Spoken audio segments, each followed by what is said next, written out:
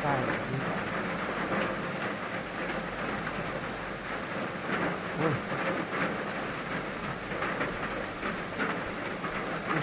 โอ้มาเฮ้ยหนาวจ้ะกราบสวัสดีจ้ะพี่น้องสวัสดีตอน3 ทุ่มนั่นค่ะอันนี้คือนางอาทิตย์ตอน3 ทุ่มพี่น้องที่นอนรอจีเจี๊ยบเมสซี่เจี๊ยบกำลัง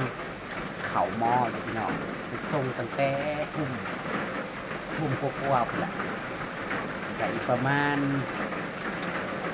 าณสักชั่วโมงหนึ่งตอนนี้ก็เวลาเท่าไหร่แล้วตอนนี้3 ทุ่มกว่าแล้วแต่อีกประมาณเกือบชั่วโมงนั่นแหละเพราะว่ามันเลทได้เข่าก็ยันมันบกครบ2 ชั่วโมงนั่งคนเดียวเลยจ้าเล่นน้อกันตั้ง30,000จังได้ผ่านมันจะมาฮอดกับรู้สึกดีขึ้นพี่น้องเลยอาการที่แบบเมื่อยปวดแข้งปวดขาอาการเมื่อยกับปวดแข้งปวดขานี่คือดีขึ้นแต่ว่าอาการคันนี่ยังคันคือเก่าเนี่ยก็พวกอันมาวันฝึกหลายคนอยู่พี่น้องเด็กหน่อยนักเรียนเข้ากับพานหม้อแล้วเข้ากับมาทวนงานครบ14 วันคือ7 สีนี่ทวนงานคือจิอมราเพิ่นพูดแล้วเพิ่นมันยังบ่ทันมาทวนเพิ่นว่างๆเพิ่นก็ยังมาทวนป๊าดมื้อนี้วันพระพร้อมนะพี่น้องในสิเจี๊ยบมีพานวันศีลพร้อมเลยจ้าได้บุญหลายจ้าแล้วก็นั่งผู้เดียวพร้อมบ่มีหมู่นั่งเลยผสมที่แบบว่าคนอื่นคักก่อนนะพระอาจารย์เลยว่าให้จัดนักๆให้เลยนั่งหม้อเก่าเลยสลองหม้อเก่าเลยช่วงนี้ก็นี่ละจ้ามันก็สิแบบมาที่เห็นแต่ว่าบ่ฮู้สิได้ลงมื้อนี้ก็พี่น้องเอ้ยคันลงก็อย่าลืมเข้ามาเบิ่งเลยค่ะที่ถามไปรับเจี๊ยบออกมาเดี๋ยวจะถามเพิ่นว่าเป็นเอาได้ลงเด้อกัดลุกมาเบิ่งเลยจ้า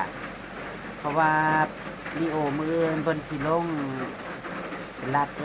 อ้ายเพิ่นเนาะก็ลงก่อนเพิ่นโทรมาถามมื้อละสิให้ขอลงบ้านอยู่ลงก็บ่ให้ลงหลายมื้อแล้วยากยันปานนี้แล้วยากเพิ่นบอกปานนี้ว่าคันสิลงก็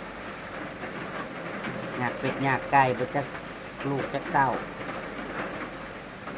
ยากปานนี้ยันไรเฮ็ดกับพงกับข้าวแล้วให้ลง2 มื้อขึ้นมาที่กินในเจซีความคืนนี่จะให้มันครบ14 มื้อไปเลยนะเรื่องสิบ่ได้คาราคาซังบ่ได้กลับมาสิแต่ผัดฟังเบิ่งคันเขาวานเข่าจะได้เมื่อวานเข่าหรือว่าจะจังไดเนาะเขาจะมีห่วงก็เดี๋ยวจะให้ทาเลี้ยวมาอะไรเลี้ยวแบบปุ้ยสิหาข้าววานเบิ่งให้น้ำนี่แหละจังสิได้เข้ากับสิได้ปฏิบัติแบบสบายใจโอ้ขอลองลืมๆเลย แต่ว่าหลวงพ่อท่านได้อันนั้นนั่นคืออะไรพี่น้องยังพร้อมหนายังตอบอยู่ เพราะว่ากินไม่ค่อยหลายบ่กินแสบคือกันเจี๊ยบเนี่ยโอ้เวลากันกินข้าวกับเพิ่นว่าเฮ้ยก็สิท่วงข่อยเพิ่นว่าเพื่อดมเอานี่กินข้าวกันปั้นบ่ซ้ำกับปั้นนี่แหละบ่อยากเบิดซ้ำนี้มันก็อิ่มแล้วเนาะพี่น้องกินอิ่มหลายแล้วเฮาไปนั่งแล้วมันอึดอัดโอ้แต่ว่า3 มื้อนี่หนักพี่น้องไปฝึกหนักเลยเพราะว่าเร่งน้อยให้เจี๊ยบน้อย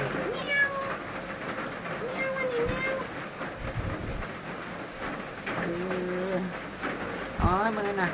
แต่ว่าคันนี่คันนี่เราไปน้องแค่แต่ว่าถือยาแก้คันที่จากโรงพยาบาลมานั่นแหละ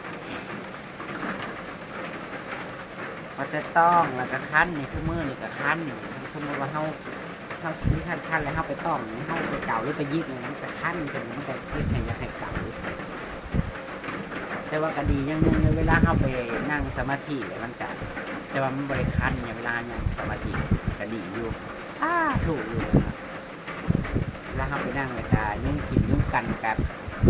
จากไล่อย่างงั้นก็ไม่ได้แล้วปล่อยกินหันเลยพยายามแทนไปตาหาย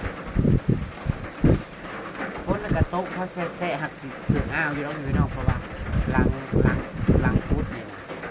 มันเป็นหน้าวานข้าเจ้าเป็นหน้าเลยไก่หน้าข้าเจ้า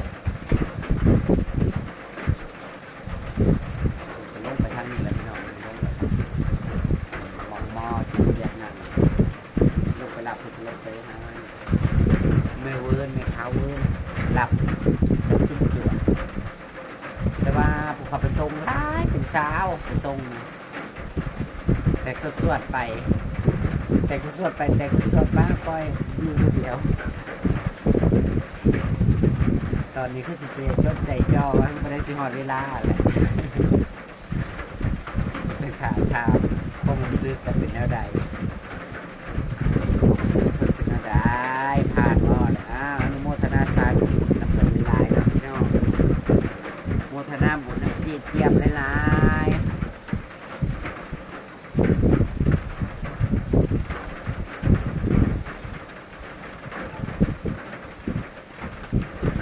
มาเบอร์ติดอยู่เลย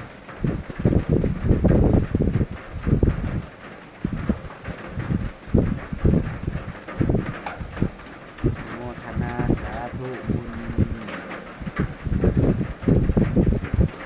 ผ่านแล้วก็มีแห้งแหละ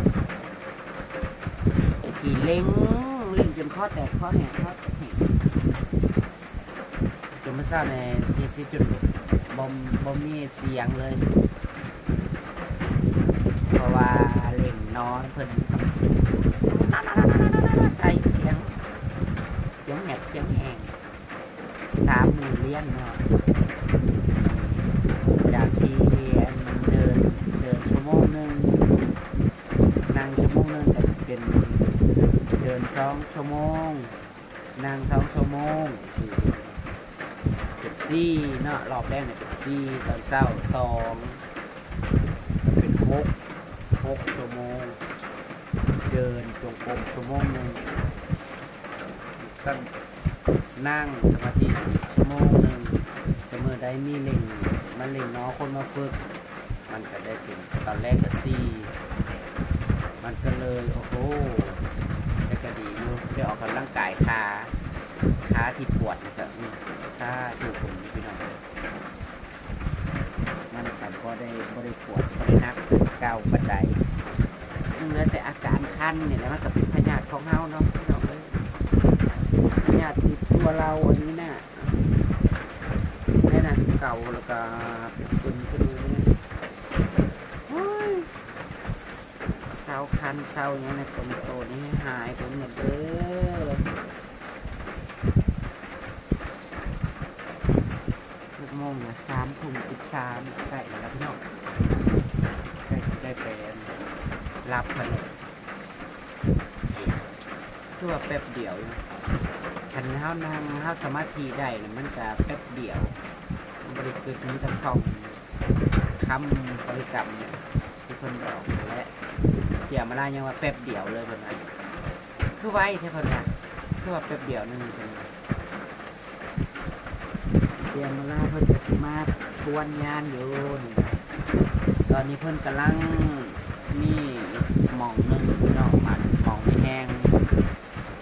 อยู่เมืองอีกเมืองนึงเนาะวัดอีกสำนักหนึ่งคนต่างกันไหมสำนักอยู่เมืองซนเลยอันนี้แห้งมังคนว่าได้ที่มักแบบไปนั่งแบบที่มันอันนั้นโอ้แต่ว่าสำหรับผู้ที่ว่าท่านเคยนั่งกับปากกาอยากไปนั่งแล้วมันยังแบบ คายๆว่ายังเพิ่นยังบ่ได้บุญหลายนะก็คือน่ะวัดนี้น่ะเพิ่นได้บุญหลายแหละนี่โอ้แต่ว่ามื้อนั้นน่ะกังเว้นนะพี่น้องอันนั้นเน้นหม้องของน้ำตลอดย่างขึ้นมาก็เจียๆดีๆนี่แต่ว่าแทบบ่ทุกเทื่อก่อนมากะปุ๊เดี๋ยวเทื่อมีต้นไม้หลอนหักลงมานี่นะแต่บริเวณนี้เป็นมีต้นไม้หลอนในหลังของน้ำเจียบๆนะต้นไม้หลอนคนเดียวบ้าฝนแต่แห้งเติบเลยพี่น้อง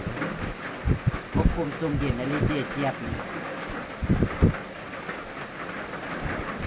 มันได้บุญทางมาแบบภาคกลางสายฝนเลยอ่ะออกมาแล้วก็ปิด10 นาทีเลยแหละพี่น้องเอ้ยจะได้กระแสเพื่อนที่จำเพื่อนออกมาบุญแล้วพี่น้องเอ้ยจะทำท่าความซึกเป็นแนวใดยินบุญแห้งบอเทวดามาเอาบุญไฮไลท์ทุกสิ่งแม่บุญสายเลยทั้งคนขอบเนาะแต่จะเอาบุญโมทนาซาทุกบุญน้ำเหยียบหลายๆเนาะพี่น้องเพื่อนผ่านลายสายยาวเลยสิกะมาทวนได้4 มื้อแล้วพี่น้องก็เหลืออีก10 วันค่ะ10 วันนะจ๊ะฝากเป็นกำลังใจช่วงนี้กะ